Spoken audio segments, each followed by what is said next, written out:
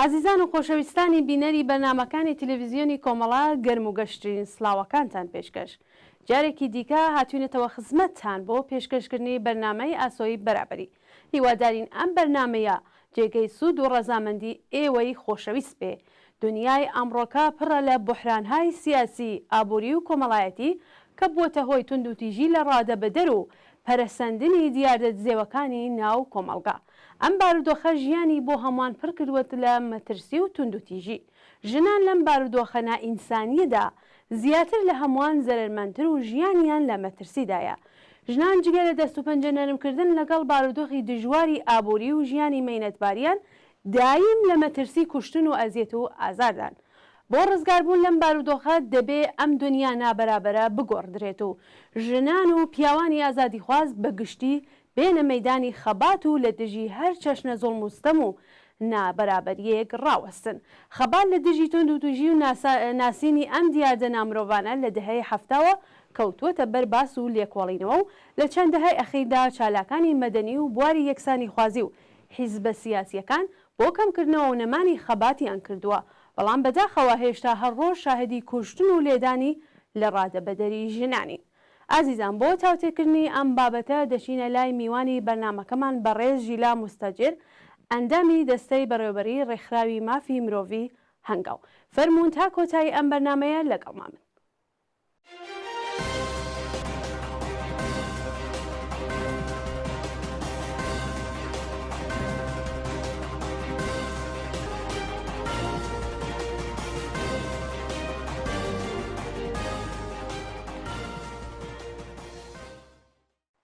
بەڕێز ژیلا مستەجر ئەندامی دەستەی بەڕێوەبەری ڕێکخراوی مافی مرۆڤی هەنگاو زۆر سپاس دەکەم کە ئامادە بووی لە بەرنامەی ئەم هەفتەی ئاسۆی بەرابەری ئێمە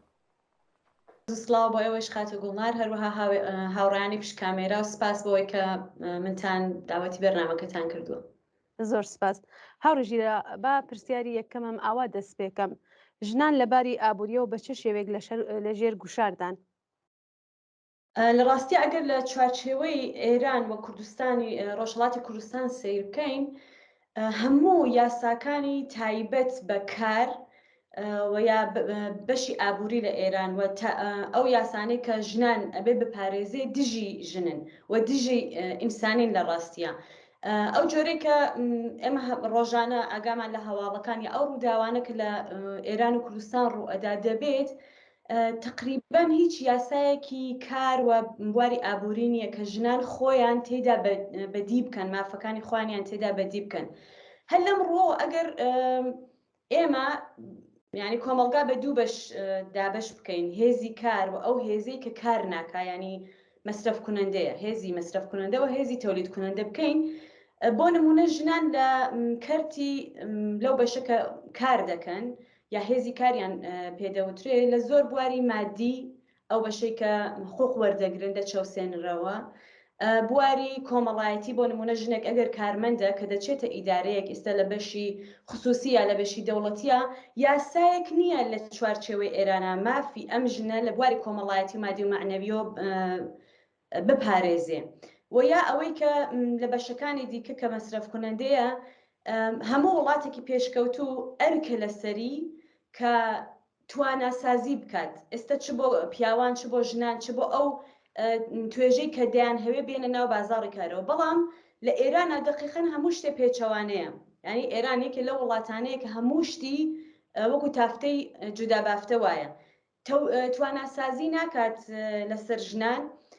بۆ نمونە ئێمە لە کوردستان ژنانی کۆڵبەرمان هەیە ئەم ژنانە پێویستیان بەوەیە کە دەرامەدیان هەبێ ئێستا یا سەرپەرستی خانەوادەن یا ژنانێکن کە مستەقلن و دەیان هەوێ دەستیان لە گیفانی خۆیاندا بێ ئەرکی حکوومەتەوەیە کە بێت مەهارەتێکیان فێر بکە و بتوانن لە بازاڕ کارە خۆیان ببینەوە بەڵام ئەو لەو بۆشاییە کە حکوومەت پڕی ناکاتەوە ئەم ژنە ناچار دەبێ هەر وەکو پیاوێکی کۆڵبەر بێتە سەر سنوورەکان ئەو هەموو مەترسیە بکەوێتە سەر ژیانی بکەوێتە سەر داهاتووی بکەوێتە سەر بنەماڵەی یا ئەو کەسانێکە لە ژێر سەرپەرستیان و بەڕاستی کەشوبارێک بخڵقێنێ کە نەتوانێ ئەو ئەرکەی کە ئەی هەوێ بیکات ئەو پارەی کە ئەی هەوێ بەدەستی بێنێ. لە ڕوانگەی دیکەیشەوەمە بنمونە لە ئێران هیچ کەس ئێستا ژنان بە تایبەتی ئەمنیەتی کاریان نییە. ژنێک ئەگەر بیهەوێت ببێ بە دایک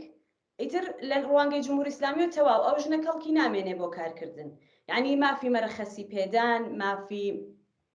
مەرەخەسی منداڵبوون، مافی ئەو تەسیلاتە شغڵیانە کە دەبێ هەی بێ بەڕاستی هیچ ژنێک لە ئێراندا نیەتی. ئێستا نمونونەکان زۆرن یا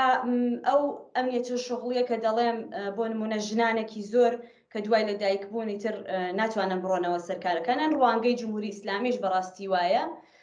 وەیە ئەو مەناتقە مەحرومە کە ئێستا بۆ نمونە کوردستان یا مەناتقێکی دیکە لە ئێران لە سەرسنوورەکانان کە هیچ دەستڕەسیەکیان بە تواناسازی بە کەسبی مەهارەت بەوەی کە بتوانن لە هەر جۆرە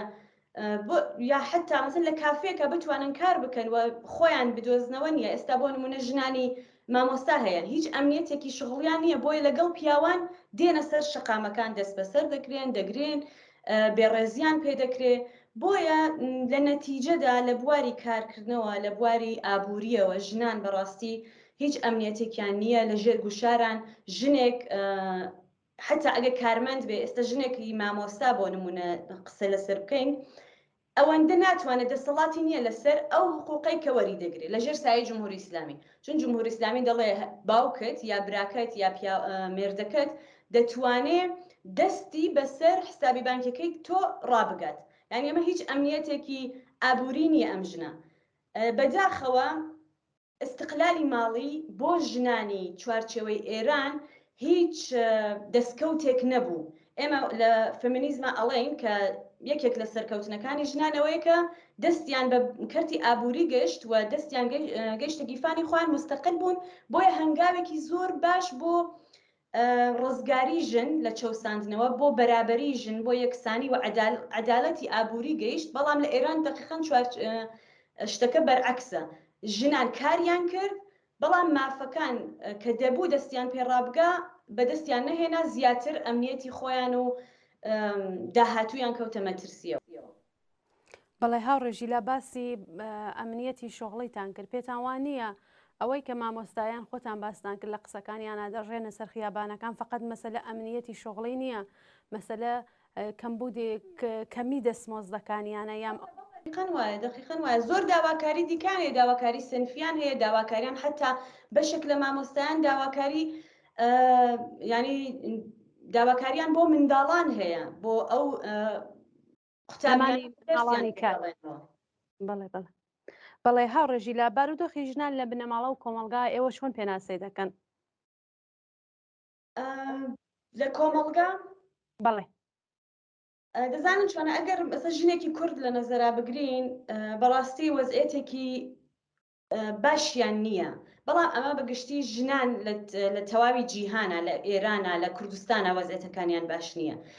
تونند و تویژی هەیە لە کۆمەلگا، گوێنەگرتن هەیە لە ناو خانەوادەکان، لە ناو بنەماڵەکانە لە ژنان. هێشتاش لەم سەردەما کچ ژن بە ڕەگەزی دووهەم پێناسە دەکرێت، گوێی لێ ناگرێت، گوێ لە داخوازیەکانیان ناگرێت. ئێمە دەیان دیاردەمان هەیە لە چوارچێوەی ئێرانە و لە کوردستانیشا بۆ ژنی کورد بەرامبەر بە ژنی کورد دەکرێت وەکو منداڵ هاوسەری کچانێک هەن کە زوو بەشوو دەدرێن. ئەویش هۆکاری زۆری هەیە کە لە بواری ئابوووریەوە ئەم بنەماڵانە ئەچەوسێنرێنەوە، دەیان هەوێ زوو ئەم کچە کە لە ڕاستیا وەکو بار لەسەر خۆیانی دەبینن، وەکو مەصرف کننده لەسەر خۆیانی دەبینن، ئایان هەوێ لە کۆڵی خۆیان کەنەوە. بەتایبەت لە دێهاتەکانە ئەم دیاردە هێشتا هەیە، بە چڕیش هەیە. بەشێک لە ژن کوژیەکان، بەشێک لە خۆکوژی ژنان هەر ئەگەڕێتەوە سەر دیاردەی بەقەڵ کودەک هەمسەری کە هەر چەند ڕۆژ لەمەوە پێش نمونەیەکی زۆر زۆر زەق کچێک کە لە تەمەنی 13 ساڵیات بەشوو درابوو، لە تەمەنی 15 ساڵیان منداڵی هەبوو، لە تەمەنی 17 ساڵیان خۆی کوشت. ینی ئەمە هەموو دیاردێکە لە ناو بنەماڵە، ینی بنەماڵە هۆکارەکەیەتی. یا قەتڵی ژنان، قەتڵهای ناموسی و ئەو خۆکوژیانەکە مەسەلەن لە ژێر زەخت و گوشارێکدا کە لە نێو بنەماڵە بەڕاستی ڕوئەدا. بنەماڵەکان بەداخەوە لەگەڵەوەی ئەزانن وەزعیەتی کۆمەڵگاکە چۆنە لە بواری ئابوووریەوە چەندێ زەخت و گوشار هەیە، لە بواری سیاسیەوە چەندێ زەخت و گوشار هەیە لە چوارچێوەی ئێرانە، بەڵام بازم حازر نین دەرک بە دەرد و ڕەنج و ئازاری کچێک بکەن بەتایبەت کە هەسەر هەڵدەدا دوای 15 ساڵەیی ئەی هەوێ خۆی ببینێتەوە تەمەنی حساسە دوای هاوسەرەکانیان کە شوو دەکەن یا مێرد دەکەن نایان هەوێ ئەم دەرد و ڕەنجەکە سیستماتیک بەرامبەر ژنان دەکرێت لە ناو جامعەت دەرک بکەن بەڕاستی. لەو سەریشەوە جمهوری ئیسلامی هەر هاندەری ئەم وەزعیەتانەیە بۆ نمونە پیاوانی بنەماڵە کە دەپارێزرێن کاتێکە توندوتیژی بەرامبەر بە کچان و ژنانی خۆیان دەکەن هۆکاری پەرەسەندنی ئەم توندوتیژیانەیە بەڕاستی کە بەداخەوە لە نەبوونی ماڵی ئەمن لە نەبوونی وەکیلهایەکە بتوانن دەنگی ئەم ژنانە بگێنە بۆ نمونە دادگاکان مافیان بستێنن لە نەبوونی ئەم شتانە چەوساندنەوەی ژنان ئەگەر زیادی نەکردووە هیچ کەمی نەکردووە بەتایبەت لەم ساڵانەی ئەخیرا بەڕاستی من وا هەست دەکەم کە ئەو بوارە ئابووری و کۆمەڵگا ناتەندروستە کە لە سایەی جمهوری ئیسلامیەوە بۆ خەڵک دروست بووە لە تەواوی ئێرانە هۆکاری بەرزبوونەوەی ئاستی توندوتیژیەکانە بە شێوەیەکی زۆر دڵتەزێن بۆ نمونە ئاگرتێبەردانی ژنان خنکاندنی ژنان لە بەرچاوی منداڵ بۆن لەسەر منداڵ لەسەر زۆر هۆکاری دیکە یانی شتەکان بە شێوەیەکی زۆر دڵتەزێنتر لە جاران خەریکە ڕوئەدەن. بەڵێ هاوڕێژی لە باسی کوردستانتان کرد باسی ئەوتان کرد کە ژنان لە کوردستانە منوا تێگەیشتم کە بە دەلیلی سیستەمی ملیە کە هەیە لەوانەیە زۆرتر فشارهایەک لەسەریان بێت پێتاوانیە ئەو سیستەمی ملیە لە شارەکانی دیکە وەکو سیستان و بەلوچستان و کوردستان هەمان شێوەیە بەڵام ئەو مەحرومبوونە لە کوردستانە لەوانەیە زۆر بەرچاوتر بێت و ژنان زۆرتر لەسەر ژێر فشاری ئابووری و بەڵێ دقیقا ینی حکوومەتی جمهوری ئیسلامی تەنها هەرچی امتیازە بۆ ناوەندە یا بۆ نەتەوەی باڵادەستە لە ڕاستیە باقی نەتەوەکانی دیکە بلا ئستثنا لە زوڵمێکی مزاعف و ستەمێکی ملی زیاتر خەریکە ڕەنج ئەبەن و دەنگیشیان بەڕاستی بە هیچ کوێ ناگا بە تایبەتی ژنەکانیان کە هەروواکە لە پێشترە باسم کرد بنەماڵەکان یا کەسوکارەکانیان یا پیاوەکان دەرک بەم ستەمە مزاعفە ناکەن و لەم سەرۆدیسان ئەیان چەوسێنەوە. بۆ نمونە ئێمە وەکو ژنی کورد لە کوردستان دەیان زیندانی سیاسیمان هەیە ئەمە ستەمی ملیە ئەمە نەبیستنی دەنگی دیگەریە تەنها ژنێکە لە کوردستان و لە چوارچێوەی ئێرانیشە حکمی حەبسی ئەبەدی هەیە ژنێکی کووردە زەینەب جەلالیانە تا ئێستاش بنەماڵەکەی نیانتوانیوە چاویان پێ بکەوێ تەنها ژنێکە لەسەر داخوازی نەتەوەی یا داخوازی پەروەردە بە زمانی کوردی لە بەندایە ژنێکی کووردە لەوانەیە نەتەوەکانی دیکە ئەم حاڵەتانیان نەبێ بەڵام ئەمەش هۆکاری خۆی هەیە کۆمەڵگای کوردستان لەگەڵەوەی مەحرومە لەگەڵەوەی زۆر دەیان قات زیاتر ئەچەوسێتەوە من هەمیشە بڕوام وا بووە کە کۆمەڵگایەکی زۆر زیندووە کۆمەڵگایەکی زۆر پویایە و لەسەر هەندێک مەسائل جیاوازترە لە نەتەوەکانی دیکە بوونی ئەحزابهای لەوانەیە تەئسیراتی زۆری هەیە لەسەر ئەو بەدڵنیاییەوە هەبوونی ئەحزابی جۆراوجۆر و میدیای زۆر لە کوردستان و بێئینسافی نەبێت چالاکانی ژن لە ناوخۆیش کە پێشتر لەوانەیە کارکردن بۆیان هەزینەی هەبوو بێوەکو ئێستا بەڵام ئەترسان لەم هەزینە لە چەند ساڵی ئەخیرانی تقریبن لە 15 ساڵی ئەخیرا سڵ ناکەنەوە لەوەی کە بۆ نمونە زیندان بیانگرێتەوە بۆ نمونە تەبعید بیانگرێتەوە سڵ ناکەن لەمانەوە دێنە مەیدان بۆیە چالاکیەکان و داخوازیەکان لە کوردستان زۆر زیاتر پەرەدەستێنە ئێمە ئێستا دەبینین مامۆستای کە دەگیرێ ژنەکەی لە پێش زیندان هاواری بۆ دەکا ئەمە لە تاران ڕوونادا ئەمە لە شارێکی دیکە ڕوونادا ینی ژنانی کوردستان لەگەڵەوەی ئەو قسەی ئێوە تەئی دەکەمەوە لەگەڵەوەی حزبە ڕۆژهەڵاتیەکان تایبەتمەندیەکی زیاتر ئەدەن بە ژن هەمیشە ڕەوتێکی بەرابەری خوازیان لە ناو حیزبەکانە هەیەەوە ئەهەمیەتێکی تایبەتی تر ئەدەن بە تێکۆشانی ژنان بە بەشداری ژنان بە شێوەیەکی زۆر زۆر ڕوون دەرئەکەوێتەوە لە ناو کۆمەڵگا کە ئێمە لەم لاوە ژنی پێشمەرگەمان هەیە لە ناوخۆی ژنی چالاکمان هەیە کە هاوتەریب بۆ داخوازیەکانیان کار دەکەن و دێنە مەیدان وە سەڵ ناکەنەوە بەشێکی زۆر لەم ژنە پێشمەرگانە لە ڕاستیە هەر ئەو ژنە چالاکانن کە لە ناوخۆ ناچار بوون کە وڵاتێکی دیکە هەڵبژێرن بۆیە ئەمە موسریە لە واقع کە ئەو دەڕوا کەسێکی دیکە جێگای دەگرێتەوە بە دڵنیاییەوە ئەم جیاوازی هەیە ئەلبەت ئەمە لە نەزەر منەوە لەوانەیە هۆکاری دیکە زۆر بێ بەڵێ هاوڕێژی لە باسی ژنانی زیندانی سیاسیت کرد من پرسیارێکم بۆ دروست بوو ئێوە کە ئامارەکان لەوانەیە لە بەردەستانە زۆر واقعی تر بێ ئایا تعداد یام ئامارێک هەیە لەو ژنانەی کە لە کوردستانە لە ماوەی ئەخیردا زیندان کراون هەر ئێستا کە ئێمە قساکەین ئەگەر ئیشتبانەکەم ناوەکەی سودا خەیدرزادە لە زیندانەوە احتسابی غەزای کردووە زەمانە زیویە حکمی زیندانی بۆ براوە هەروەی کە خۆشتان باستان کرد زەینەبی جەلانیان کە هەر چارە نووسی نادیار ئایا ئامارێک هەیە لە بەردەستی ئێوە؟ بەڵێ تعدادی ئەم ژنانە زۆر اتفاقاً ئێمە لە هەشتی مارسەکانە بەردەوام ئامار بڵاو دەکەینەوە لەسەر ئەوەی کە چەند ژن حکم دەخۆن چەند ژن ئەو لەو ساڵەیە بانکێش دەکرێن لەسەر چالاکیە جیاوازیەکان چالاکی ژینگە پارێزمان هەیە چالاکی مەدەنیمان هەیە چالاکی زمانی دایکیمان هەیە چالاکی ژنان ئەو ژنانەی کە لەسەر بۆ نمونە قەتڵە ناموسیەکان دێن دەبنە دەنگی بنەماڵە قوربانیەکە یا ئەوەی کە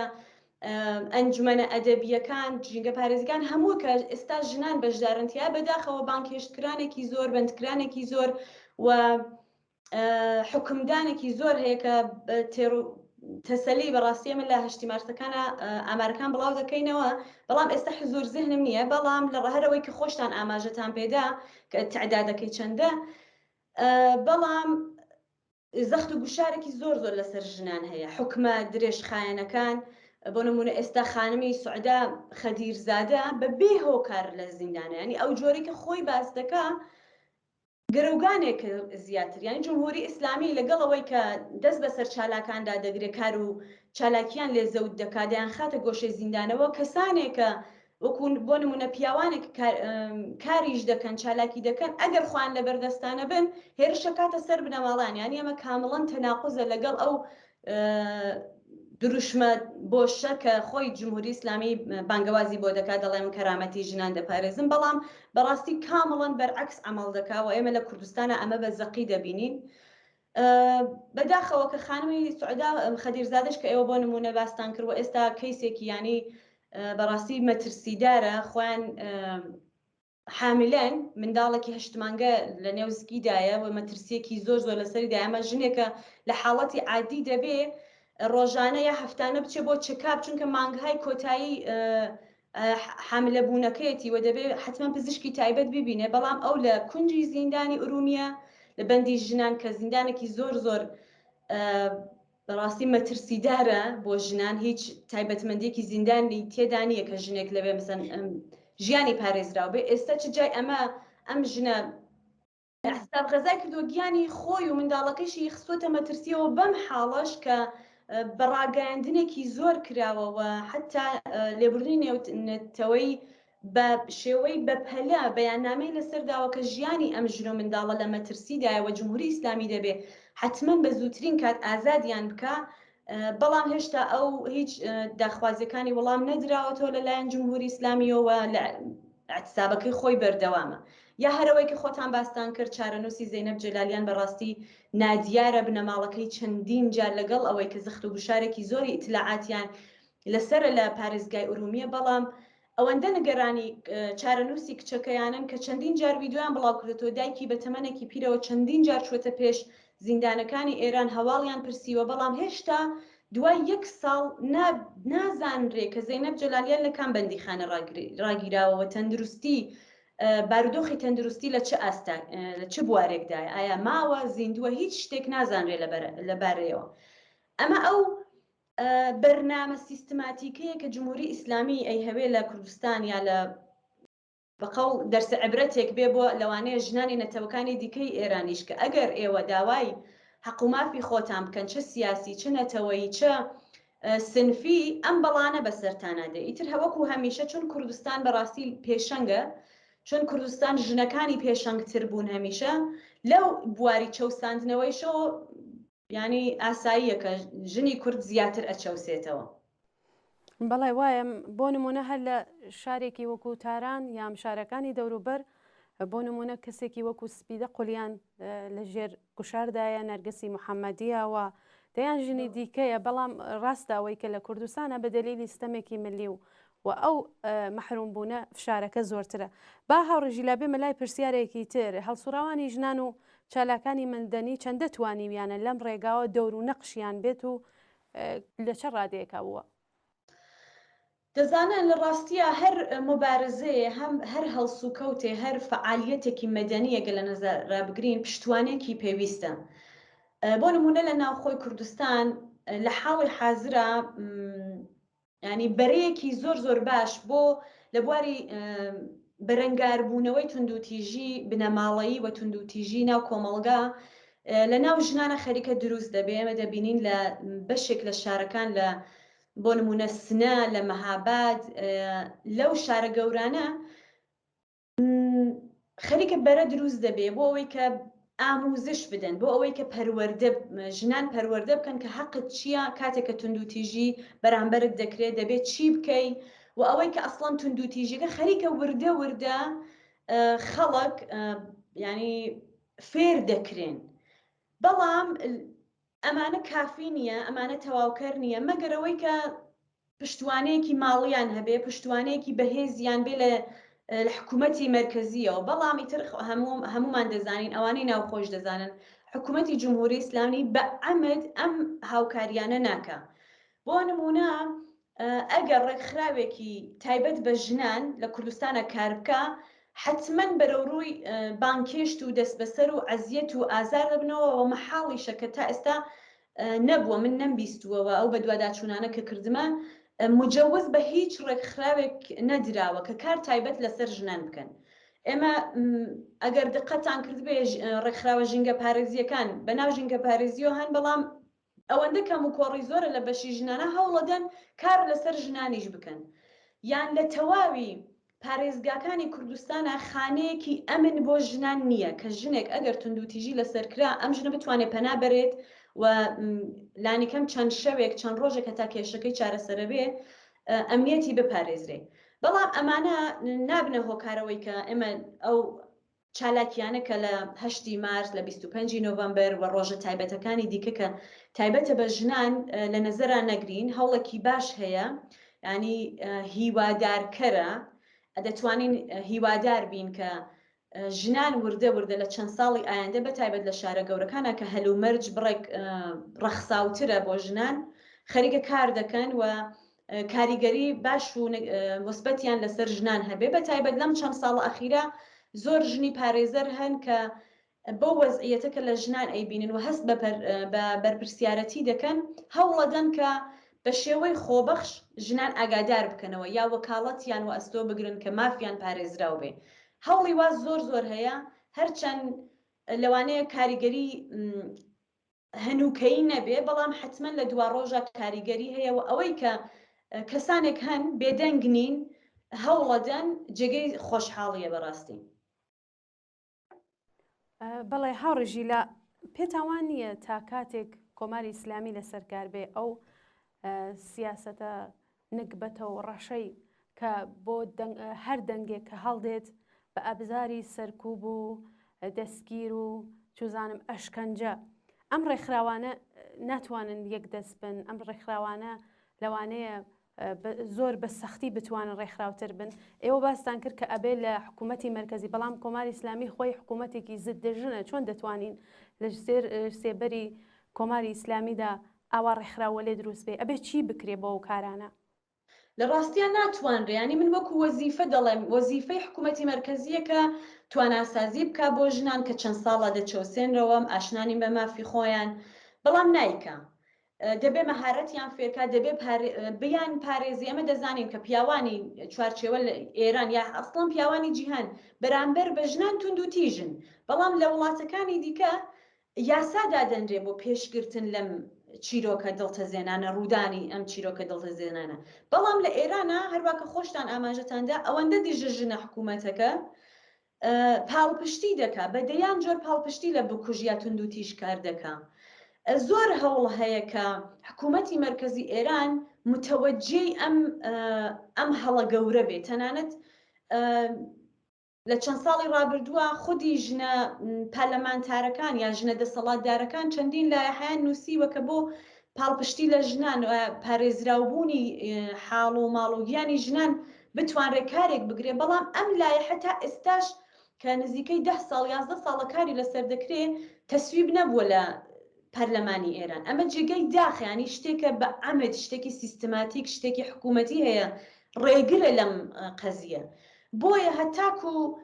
ینی ئەمە نەتیجەگیری من نییە بەڕاستی ینی نەتیجەگیری چالاکانی بواری مافی مرۆڤ دەسەڵاتدارەکانە ینی ئەوانەی کە ڕخنە ئۆپۆزیسیۆنن لە جمهوری ئیسلامی و ڕخنە دەگرن حیزبە سیاسیەکان هەتا جمهوری ئیسلامی لەسەر کارە بمێنێ نا حەقی هیچ ئینسانێ ئەدریێ وەکو ئینسان نا ژنانیش لەگەڵ ئەوانە بەڕاستی نا هیچ کەرتێ هیچ توێژێ هیچ قشرێ لە ناو چوارچێوەی جمهوری ئیسلامی بەو یاسانەی کە ئێستا هەیە و حتا ئەگەر ڕفۆرمیشیان لەگەڵ بکە پارێزراو نییە ئێستا چ ژنان چه منداڵان کە زیاترین چەوساندنەوە بەڕێڕوویانە لە چوارچێوەی یاساکانی جمهوری ئیسلامیە بەڕاستی بە هیچ شێوازێ ناتوانرێت لەسەر مافی ژنان لەسەر مافی منداڵان لەسەر مافی نەتەوەکان لەگەڵ جمهوری ئیسلامیە دیالۆگ بکرێت چون ئەو هیچ شتێکی قبول نییەوە ئەو یاسا تونند و تیژەی خۆی هەر بەردەوام ئەمە لە هەفتەی ڕابردووە پێم وا بە شاری مەشهەدەکە چەندین یاسای سەیر و سەمەریان بۆ بواری ئاڕایشگەرەکان دەرکردوانی یاسای دەیان هزار ساڵ لەمەوبەر کە ژنێک مافی نییە بڕواتە ئاڕایشگا خۆی جوان بکەیانی ئەمە تاڵەبانیش نییە شتایەکی زۆر سەیر و سەمەڕ بۆدا لە ئێرانە کە هیواکان بۆ گۆڕانکاری ناهێڵێ بەڕاستی ئەم وڵاتە هەر بەردەوام بەرەو دواوە دەچێت بەڵێ بەداخەوە کۆماری ئیسلامی هەتا لەسەر کار بێ ژنان و منداڵان و کرێکاران هەرە چەوسێنەوەوە من پێم وایە نیرویە کە بتوانێت کۆماری ئیسلامی لە ناو بوات و خەڵکی کرێکار و زەحمەتکێش خۆیان پەرشەمداری مبارزاتی خۆیان بن خەڵکەوەوە ژنان تا کاتێک کۆماری ئیسلامی لەسەر کار بن هەر بە جنسی دووەم چاولێ کرێ هەر بە زەعیفە و تێنە بەرچاو بۆیە هەتا نەمانی کۆماری ئیسلامی دەبێ دەست لە سەر دەستدانەنین و هەوڵەکانمان بخەینە سەر و پێکەوە یەکدەنگ لە دژی کۆماری ئیسلامی و سیاسەتەکانی لە هەر ڕێگایەکەوە کە دەتوانی قسە بکەین و باسی لەسەر بکەین هاوڕژیلا وەختانە ژنان ینی بەشێکی زۆر ئەکتیڤن لەم بوارەوە لە کۆمەڵگای ئێران و لە ڕۆژهەڵاتیش خۆشبەختانەکە هەموو لەسەرەوە بڕوایان کە ئەگەر شۆڕشێک بکرێت لە داهاتوی ئێرانە بە دڵنیاییەوە ژنان زۆر ئەکتیڤانەتر بەشدار دەبن و پەرچەمدارن بە قەڵ ئێوە پەرچەمداری ئەم مەبارەزاتانن و دەتوانرێت جگای هیوایە بەڕاستی بەڵێ بەڵێ باشە هاوڕێژی لە با لێرە پرسیارێ بکەم ئایا بەڕای ئێوە ئەبێ بۆ ڕزگاری ژنان تەنیا جەخت لەسەر بەرابەری ڕەگەزی بکرێ یام جەخت لەسەر بنەڕەترین چتی ئەو مناسباتە بکرێ یان بۆ نەمانی هەموو ئەو کێشە و گرفتانەی کە باسمان کرد هەبێ فقط جەختمان لەسەر بەرابەری ڕەگەزی بێ لە ڕاستیە من پێم وایە ینی ئەو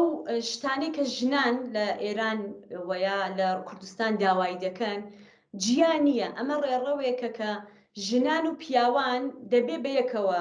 بیبڕن داخوازیەکانی ژنان چییە مافی کارە مافی بەشداری سیاسیە مافی بەرابەریە مافی ئەو مافانەیە کە پیاوانیش دەیان هەوێت چۆن پیاوانیش لە نابەرابەری ڕەگەزی دەچەوسێنرێنەوە چونکە بۆ نمونە ئەگەر پیاوێکی تونند و تیژکار ئەگەر بەرامبەری یاسا نەبێتەوە چی دەکات دواتر دەبێتە قاتڵە لە ناو کۆمەڵگا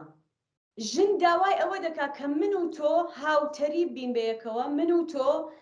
بە پارێزراوی بتوانین بە ئاسایش بتوانین ژیان بکەین. یعنی هەر حزبێک هەر ڕێکخراوێک هەر ژنێک بیهەوێ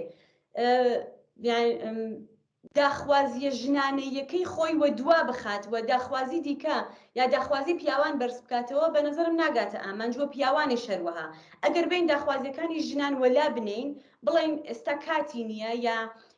دایدەنین بۆ دوا ڕۆژێکە مەسەن جمهوری ئیسلامی بڕوخێ یا ئێمە بڕۆینەوە دەسەڵات بگرینە دەست یا ئەوەی کە لە داهاتووی ئێرانە قسەی لەسەر بکەین ئەمە شتێکی زۆر هەڵەیە هەردووکی هاوتەریب چە ئەو داخوازیانە کە پیاوان هەیەیانەوە تێ ئەکۆشن بۆی چه ئەو داخوازیانەی کە ژنان وەکو داخوازی بەرابەری ینی هیچ جیاوازیەکیان نییە بێ کۆ پیاوان پیاوێکی کورد داوای بەشداری سیاسی دەکا بۆ نمونە ژنێکی کوردیش ئەم داوایە هەیە ژنێکی کوردیش ئەڵێ منیش وەکو نەتەوەستەمی ملیم لەسەر دەکرێ کەواتە حەزەکەم بەشداری سیاسیم هەبێ کەواتە ئەم پیاوە کوردیش وەزیفەیەتی هەوڵ بدا بۆ بەشداری سیاسی ژنێکی کورد ینی ناتوانین بەڕاستی وەزعیەتی کورد چ بە پیاو چە بە ژنەوە جۆرێکە ناتوانین خۆمان گێل بکەین لە داخوازیە ژنانەکان لەو داخوازی و داواکاریانەی کە ژنێکی کورد هەیە چونکە ئێمە لەم لاوە ژنی پێشمەرگەمان هەیە و پیاوی پێشمەرگەیشمان هەیە ئەگەر جیاوازی بکەین هەر لە ئێستاوە دەبێ بیکەین بەڵام ئێمە خۆشبەختانە دەبینین حیزبە کوردستانیەکان هەمویان ینی لەگەڵەوەی کار بۆ داخوازێنەتەوەیەکان دەکەن یا داخوازیە کرێکاریەکان دەکەن یا هەموو داخوازیەکانی دیکە هاوتەریب لەگەڵ شان بەشانەی ژنانیش داوای مافی ژنان دەکەن و کاریشی بۆ دەکەن و بەکردەوە لە مەدانیشدا لە ڕاستیان نیشانیان داوە کە پاڵپشتی ئەمڕۆتن. بەڵێ هاوڕێژی لاوەکو دوایین پرسیار بەڕای ئێوە بۆ ڕزگاری ژنان و لە تەواوی ئەو کێشە و گرفتانەی کە باسمان کرد لە ناو قسەکانمانەوە نەمانی ئەم بەشمەینەتیانە لە کۆمەلگا و ئەو هەموو چەرمەسەریانە دەبێت چی بکرێت چه شێوە خەباتێک پێویستە؟ نازانم من خۆم بەوە ینی لەو ئاستەدا نبینم بەڕاستی بەڵام پرسیارەکە جێگای بیرکردنەوەیە من وا هەستەکەم کە کۆمەلگای کوردستان ئێستا لە بارودۆخێکدایەکەن ئێمە ناتوانین ئەوڵەن بە تاک کاریگەر بین من وەکو ژنێک ناتوانم بڕۆمە ناو شەقام یا بڕۆمە ناو ئیدارەیەک داوای مافی خۆم بکەم باشترین ڕێگە حەل بە ڕوانگەی من بە ڕێکخراوکردنی داواکاریەکانە ئەوەی کە ژنان بێنە ناو ڕێکخراوەکان ئێستا چە حیزبە کوردیەکان بێ چه ڕێکخراو مەدەنیەکان بێ چه ئەو کە ڕێکخراوانە کە کاری ژینگە پارێزی دەکەن و ڕێکخراوە سنفیەکانی دیکە بتوانن پاڵپشتی لە داواکاری هەموو چین و توێژەکان بکەین تا ئەوەی کە بگەینە ئامانجێکی ینی بۆ ئامانجێکی یەکگرتوو هەوڵ بدەین لە ڕاستیە ئێمە بە تاک ناتوانین هیچ شۆڕشێکیش بە تاک ناکرێ و تاک ناتوانێت ئەو کاریگەریەی کە دەبێ بە ماوەیەکی کەم لەسەر کۆمەلگا دابنرێ و نەتیجەیەکی مثبەتی لێ بگرێ تاک هیچ وەخت ناتوانێت ئەو کارە بکە بۆ نمونە ئێمە دەیان جار بووە مثلا لە کوردستان کەمپین کراوە مانگرتن کراوە بە یەک حزب نەکراوە بە یەک نەفەر نەکراوە هەمیشە خەڵک گوێ لە مەجموعەی حزب دەگرن مەجموعە کەسانێک دەگرن مەجموعە کەسایەتیەک دەگرن بۆیە پێم وابێ بارودۆخی کۆمەلگای کوردستان و یا ئێرانیش تەنانەت جۆرێکە کە ئەبێ حتمما کاری ڕێکخراوەیی تێدا بکرێ نەتیجەی باشتری تێدا دەگیرێەوە ئەو کاتەیش کە پێویستە کاتێکی دوور و درێژ ناخایێنێ بەڕاستی لە کەمترین لەوانەیە زمانی ممکنە بتوانێت کاریگەریەکی مثبت دابنرێ ئەگەر بە ڕێکخراوی و منسەجم کار بکرێ. بەڵێ هاوڕژی لا زۆر سپاس دەکەم بۆ ئامادەبوون لە بەرنامەی ئەم هەفتەی ئاسۆی بەرەبەری ئێمە. زۆر سپاس بۆ ئێوەی شوادارم سەرتانم نەیەشاند بێ و سپاس بۆ هاوڕێیانتان لە پشتی کامێرە. زۆر سپاس جارێکی تر سپاس بۆ بەڕێز ژیلا مستەجر ئەندامی دەستەی بەڕێوەبەری ڕێکخراوی مافی مرۆڤی هەنگاو کە لە بەرنامەی هەسووی بەرابەری ئەم هەفتە میوانمان بوو. بەڵێ ئازیزان و خۆشەویستانی تەلەڤیزیۆنی کۆمەڵە ئەوەی کە بینیتان و توێژێک بوو لەگەڵ ژیلا مستەجر ئەندامی